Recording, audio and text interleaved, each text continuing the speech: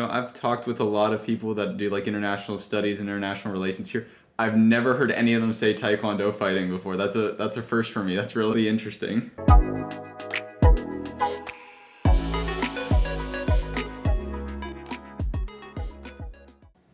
Hello, everyone, and welcome to the inaugural episode of the Sycamore Institute podcast. For those that don't know, the Sycamore Institute is a non-profit think tank that connects students from different colleges and universities and gives them the opportunity to talk about topics that interest them, either in national security, economics and trade, or environmental security. I'm your host, Ethan Burke. I'm a current student at George Mason University, and I'm also the National Podcast Director for the Sycamore Institute. I'm a business major with a concentration in business analytics and a minor in intelligence studies. Today on the podcast, we're going to be discussing how students can get into international security careers, what path they can take, what kind of builds up to what they want to do. With our guest, joining me today is Chris Rahimian Smith, the Sycamore Branch Director for George Mason University. Let's get started. Okay, so I wanted to start the first question that I had, from my little question pool. What inspired you to pursue international studies at George Mason? Yeah, so a really good question. I would say that I've always been pretty interested in geopolitics since I was a kid. And I think it really sparked from my time actually as a Taekwondo fighter. That's what I used to do when I was a kid and throughout my teenage years and going to a lot of these international tournaments. You get to meet a lot of really cool people from a lot of different countries. But at the same time, you are also competing against them. So I think it's like a great analogy that sparked me to really want to pursue international security. Like, yes, we can um, have like kind of friendly relations, but there's also a competitive aspect to it. So I think that's really where my passion for different cultures kind of came in, and my interest in pursuing U.S. foreign interests overseas. I've talked with a lot of people that do like international studies and international relations here. I've never heard any of them say taekwondo fighting before. That's a first for me. That's really interesting. Yeah, it's definitely a very like niche sport, especially like once you get into the high rankings of it. It's not like too common like playing maybe like football or lacrosse. I did play lacrosse in high school, and that was like pretty general. But yeah, I mean like that was my passion for a very long time. So. Awesome, that's sweet. So why George Mason over other colleges in the area? Kind of interesting. So out of high school, I applied to Mason. I applied to like UVA, VT, VCU, like all the general Virginia schools, and I actually ended up going to VCU for my first semester. And like kind of like the vibe of Richmond, I didn't really like, so I decided to transfer out. And I actually went into Nova Community College just to kind of get back on my feet with what I wanted to do. And like the commute was pretty easy. I live in Vienna, so it's like 15 minutes away. And so I took a counterterrorism class at Nova Community College, and the professor used to be I believe, a crim professor at George Mason. So he really encouraged me to apply to Mason. And plus, it's right near DC. Internship opportunities and really the network around Mason is kind of second to none, in my opinion. And it's also pretty close to where I live. So, I thought it would be a good idea to go to Mason. Yeah, that sounds pretty good. I know Mason's a huge commuter school, so I think that's a good decision, and it definitely fits with like what other people want to do when they apply here. So what are you doing to like prepare yourself for a career in the international community? Well, Sycamore Institute, for one, is a great organization to be a part of, especially that you do get to pursue research. Yeah, I know we talked about it like a little bit at the ICN meeting actually, but my main goal is to actually go into the military, which isn't really like a hard process to do, unless you want to be like an officer, which is probably the route that I'm going to go. So really just talking with recruiters right now because I will graduate in about a year, so I do have to prepare my officer packet. Um, but really just trying to study, get good grades. I mean, it's trying to put other stuff on my resume as well. Keeping my foreign language proficiency pretty active. I'm trying to practice Russian. Like I've been taking Russian at Mason for a few semesters. Also Farsi, which is the language that my dad speaks. He's from Iran, so I try to practice that as much as I can. And also just the physical aspect of it too. I'm trying to run every day, do a lot of push-ups, sit-ups, pull-ups, all of that general stuff to prepare my body as well for military training. I got you. I got you. And I did actually see when I was doing research for this episode, I saw that like you actually, I believe, got an award in Russian from Mason's Foreign Language Department. So I was just curious, why Russian? I know for international security and for like international relations, that's a really big language, but it's not really one that I commonly see college students taking, especially in their undergrad years. Yeah, sure. So actually, I mean, I decided to really pursue like foreign language studies when I was at Nova, and I really wanted to like take Farsi actually, just because it's like very easy for me to find people to speak with. Like I said, my dad is Iranian. I have a lot of family that's from Iran, so like doing a class in Farsi and going and speaking with them, it would be second to none. It would be very easy for me to do that. But Nova actually didn't have like a Farsi language program, and around when I first started like experimenting with different languages, I used the app called Pimsleur. Maybe you've heard of it. It's like kind of like an active recall with like speaking sort of language platform. It's really useful. So I experimented with Russian, Farsi, Turkish, and French. And that I couldn't take Farsi at Nova. I liked Russian. That was like kind of my second favorite. And this was around the time when the Russia-Ukraine war started back in 22. So I thought it would just be a good language to pursue.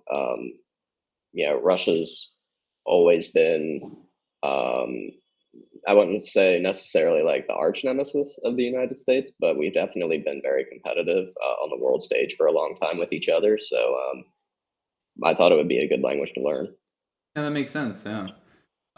Like I said, I think it's a really interesting language to be going into, especially because of like the international communities ties between the U.S. and Russia and that history. I definitely think that's interesting. Um, so I was just curious. We talked a lot about like extracurriculars and what you do to like prepare for the future. Have you done any internships or work experience that do you think would serve you well in like a career in the military? If you're going in enlisted, like your ASVAB score obviously is like a big component of that. If you're going into officer school, your officer score tests are a big part of it.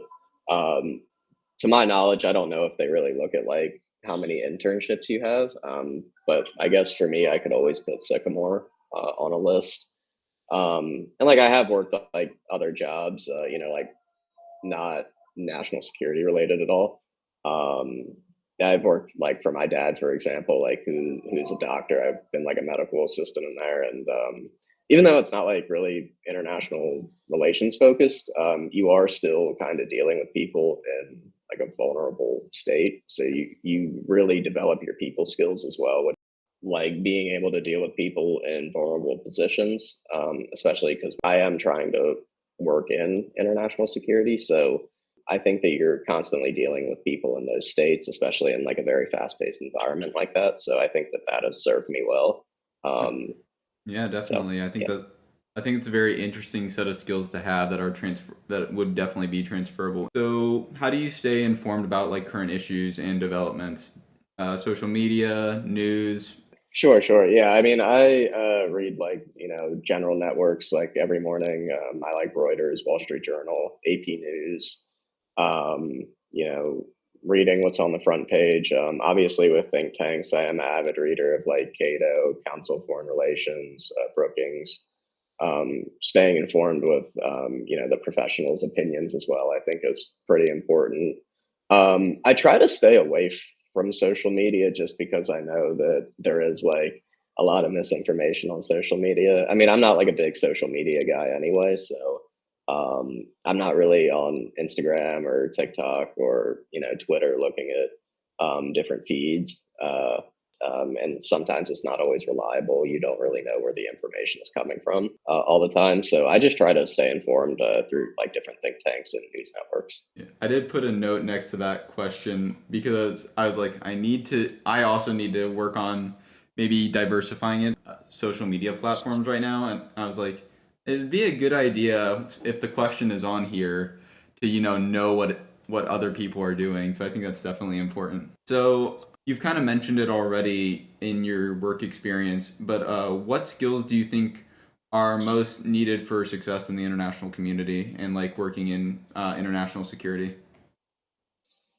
That's a good question. I think in general, you definitely have to have good oral and written communication skills. And that's because I think that a lot of what goes on in the international security spectrum um, is objective, definitely, but it can also become sort of subjective because there's so much information being passed through so many different people that you really have to maintain the quality of what information is being passed. Like, for example, if something is collected um, and an analyst kind of transcribes this into a written intelligence analysis, for example, you have to make sure that what was gathered is still a big component and is not really biased in any sort of way in the analysis. So I would say that that is definitely a big part of it. Um, Definitely professionalism as well, and at least for me, like that's what I try to focus on. Um, I think also being a team player is a big thing, and a lot of that comes back to your communication as well. You know, how are you keeping people informed? How is information being passed through your team? I think is something I try to emphasize. Yeah. Can you share any challenges that you faced as somebody that's trying to get into the international community? I know when I was trying to do some of my work, there were definitely like some challenges in regards to like trying to break into that sphere, especially if you're from somewhere like here where like there's a huge focus and everybody's trying to get in like government and like federal contracting and the intelligence community and international community. So Sure, yeah. I think a lot of the problems that I've had are more so just like with myself. Because I think if you're trying to break in somewhere, you have to bring something to the table, and that could be like a niche interest or skill that you have. And I feel like now I'm like right at this moment, I am like kind of developing that, whereas before it was more just kind of generalized. Like I think that I was just kind of another fish in the pond. Like I didn't really have anything like special to bring or like a unique perspective.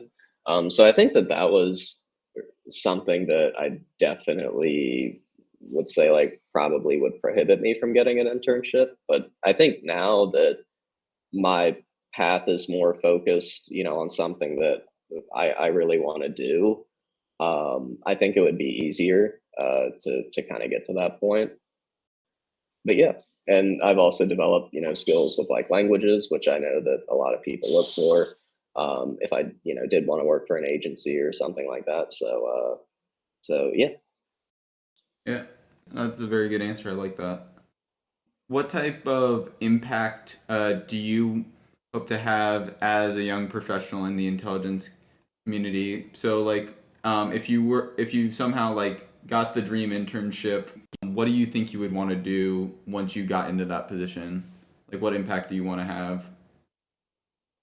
I think really just making sure, like, you know, if I am like part of a team or like, you know, even in a leadership position of a team or some sort of cohort or whatever, you know, to kind of bring out um, everyone's best skills or make sure that they're, you know, performing the way that they want to do. And I think it's like also that's my goal in Sycamore too. You know, I want people's creativity to shine. I want people to be open and feel like they have a voice. And I think that that would transition over well into like an agency job or the military. Um, so yeah. Yeah, speaking of Sycamore, just to tie it back in, how do you feel Sycamore's like helped you out with the intelligence community and starting to like get into that or getting into like national Uh, security? Yeah, sure. Well, definitely like having an advisory board to contact is kind of second to none, especially like when you do have intelligence community professionals there. I would say like with written skills as well. I think that op-eds are pretty similar to like intelligence analyses. Like you're given like a set of information and you have to make an informed opinion on it. I think that Sycamore does a really good job of emphasizing that. I would also say like the network and just meeting different people with, the same interests, or, working towards the same goal. Definitely the network. Um, and yeah, I mean, really just also seeing people's creativity and kind of feeding off of each other, I think is a big part of that. So Yeah, definitely. That's like there's just a lot of inspiring people around you when you're in it as well. Especially if you go to any of the bigger talks that we do with our advisory board. I think those are really good for helping get our fellows like inspired to push for like the positions in international security and like work towards those goals that they set for themselves. Thank you for coming on here. Those were actually all my questions. Hello there, everyone. Once again, big thank you to Chris for doing this interview. I learned a lot from talking with him, so I hope to hear from him again. I hope to have him back on the podcast soon. This is the part of the podcast where I do announcements for Sycamore Fellows, as well as take the time to shout out any organizations that are helping out the podcast. Running a podcast is a lot of work, so it's always good to thank the people that help you. With that being said, let's get into the Sycamore announcements. The NYU branch will be having an in-person meeting next week, the week of October 21st. It sounds like it's going to be pretty interesting. It's going to be a good place to connect and network with other fellows and brainstorm upcoming articles. So I hope to hear about what you guys go in and talk about, and I hope to hear good things and good discussions. Also, for the NYU fellows, be prepared for your November 1st deadline. I know when I was a writing fellow, those deadlines can really sneak up on you. To Sycamore fellows at George Mason University, I just wanted to let y'all know that next Wednesday, the Sycamore Institute will be doing a writing workshop at the Writing Center on October 24th. I'm super excited to see you all there. We decided for our inaugural episode we'd be doing it internally, so we decided to not have any partner organizations this episode. Finally, I wanted to thank you guys, the listeners, for supporting the podcast and sharing with your friends. We hope to do a lot more episodes like this one in the future. So follow us on social media where we'll be posting updates about the podcast. Join us next time on our November 19th podcast episode. With that, I've been Ethan Burke. This has been the Sycamore Institute podcast, and I hope to talk to you all very soon. Take care.